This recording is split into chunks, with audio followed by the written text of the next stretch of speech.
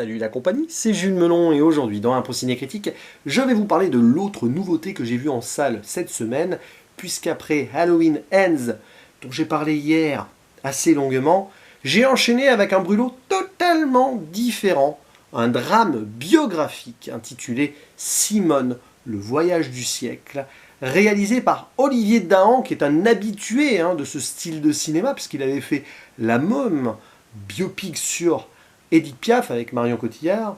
Et donc ici, il raconte la vie d'une autre grande femme française, mais plus sur le pan historique, politique, Simone Veil, ou Simone Jacob, de son nom de naissance, interprétée par deux actrices, Elsa Zilberstein pour la version âgée, et Rebecca Marder, plus jeune, l'une des révélations de ces derniers mois.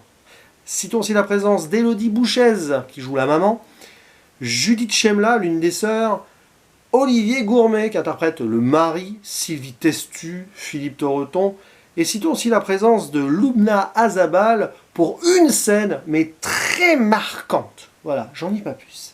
Et forcément, on sentait que ça allait être chargé. Sur 2h20, raconter la vie d'un tel personnage, waouh, il fallait faire des choix peut-être. Donc on va suivre sa jeunesse vite fait, mais surtout sa déportation avec sa famille dans les années 40, son combat pour le droit des femmes à l'avortement dans les années 70, c'est, on va dire, un moment de joute verbale avec les hommes ou les adversaires politiques, et d'autres petits combats à droite à gauche, sans oublier la fin de sa vie, où elle se remémore certaines choses, elle se demande la trace qu'elle va laisser dans l'histoire, et elle écrit ses mémoires, justement, son autobiographie, qui je crois a été publiée, alors j'en suis pas certain, enfin, il me semble qu'elle a publié une autobiographie, ça c'est sûr.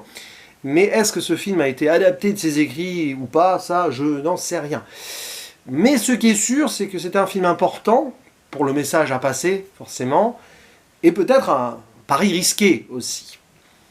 Et je suis ressorti de là mitigé, en fait, parce que, évidemment, c'est marquant, quoi qu'il arrive, comme brûlot, parce que ce qu'on voit, tous ces combats, toutes ces souffrances, ça rentre dans la chair, ça pénètre le cœur, et quand tu déambules en dehors de la salle, il y a un moment de silence, il y a une chape de plomb, et c'était pas évident, parce que surtout, voilà, la fin, oui, c'est très dur, et il fallait s'y attendre.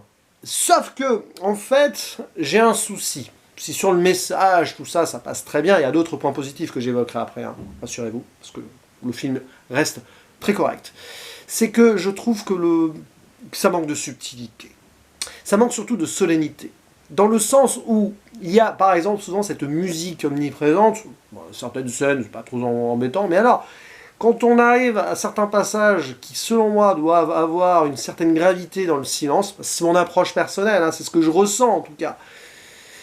Quand on rajoute cette musique emphatique par-dessus, moi ça m'a dérangé. Ça m'a crispé, au-delà même donc de la douleur qu'on peut ressentir et de l'horreur que l'on voit. Parce que oui, il y a des scènes très très dures. Mais pourquoi rajouter cette musique-là? Parce que c'est un film grand public, qu'il faut l'habiller de certains effets. Mais là, je trouve que par moments, ça manque de pudeur, ça manque de recul. Et pourtant, Simone Veil, de ce que je sais, et puis en plus, ça nous est montré ainsi, était une femme qui avait son côté un peu réservé, même si elle était hyper incisive aussi. Et à certains moments, t'as un peu l'impression que ça trahit ce qu'elle était vraiment. Tout en passant les messages qu'elle a essayé de faire passer toute sa vie, parce que c'est clairement un brûlot qui lui rend un hommage vibrant, y compris donc sur ce qu'elle a voulu transmettre, c'est-à-dire la justice, l'égalité, l'humanité, la diversité, l'unité à travers l'Europe aussi, c'était bien marqué ça, l'Union européenne, très importante pour éviter les guerres et tout, combat contre la tyrannie, évidemment, tout ceci par rapport à ce qu'elle a vécu, elle-même, ce qu'elle a voulu transmettre par rapport à sa mère, qui est son exemple, alors ça c'est dit dans la bande-annonce, c'est poignant, c'est le destin d'une femme qui a survécu, qui a subi les pires atrocités alors qu'elle n'était même pas majeure, et qui après, au lieu de vivre sa vie tranquille, parce qu'elle aurait pu faire ce choix, non, elle continue le combat, elle va avancer, elle va s'imposer en tant que femme, comme magistrate, ce qui n'était pas du tout possible à l'époque, enfin, c'était juste autorisé. Même face à son mari, qui pourtant aimant et tout, elle va devoir, voilà, elle veut bosser, lui il a une carrière politique en vue, bah, c'est elle qui va l'avoir, presque par procuration et par défaut, parce que ce n'est pas une politicienne, elle le dit, hein, c'est une femme de loi, une femme de conviction, et souvent les politiciens ne sont pas des personnages de conviction, faut pas uniquement, je taille là. Donc sérieusement, elle s'est retrouvée presque là par hasard par rapport à son combat, et elle est allée au bout, et très loin. Il y a une scène remarquable au début dans l'Assemblée nationale, même si là aussi il y a des gros effets, des gros plans sur les visages, mais ça montre le patriarcat qui attaque tous ces hommes.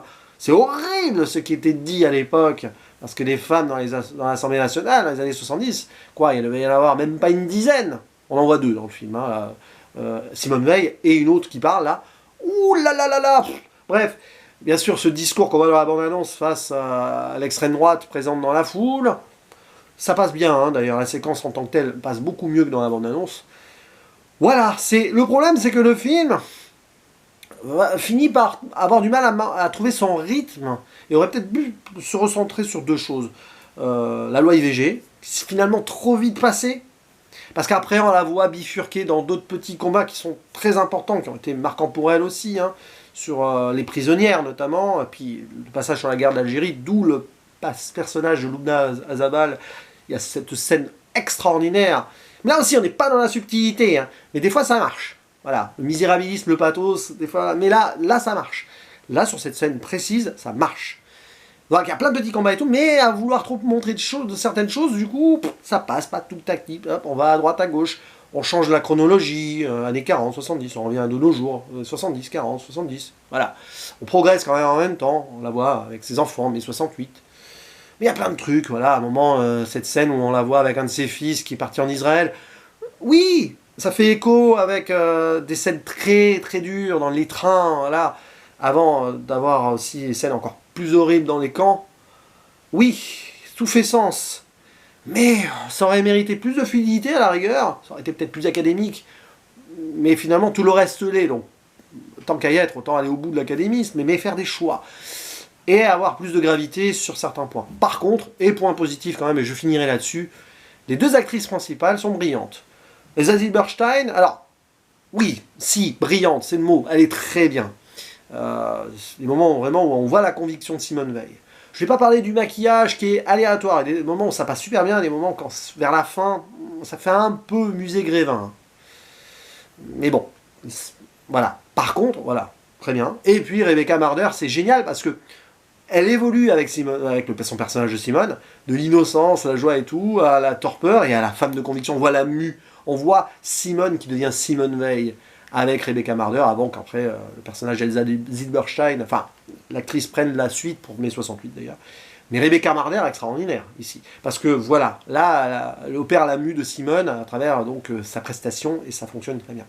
Je ne vais pas parler de la technique, en soi c'est propre, c'est super bien réalisé, c'est juste certains choix qui me crispent vraiment, et c'est vraiment dommage pour un biopic comme ça. Je vais être beaucoup plus sévère, hein. Par exemple je vais mettre 6 sur 10 parce que sur un tel truc, j'aurais voulu beaucoup plus de subtilité, mais c'est personnel. Hein. Dans certains moments c'était trop, voilà, la musique, mais pas que. Mais sinon Olivier Dahan il joue très bien, hein. Des gros plans voilà, pour montrer l'horreur, des plans séquences familiaux, bon, pour montrer l'unité. C'est quand même bien surligné à mort tout le temps, tout le temps. C'est dommage. Ouais, un petit moment plus intimiste quand elle va se recueillir et tout, mais il y a quand même cette musique.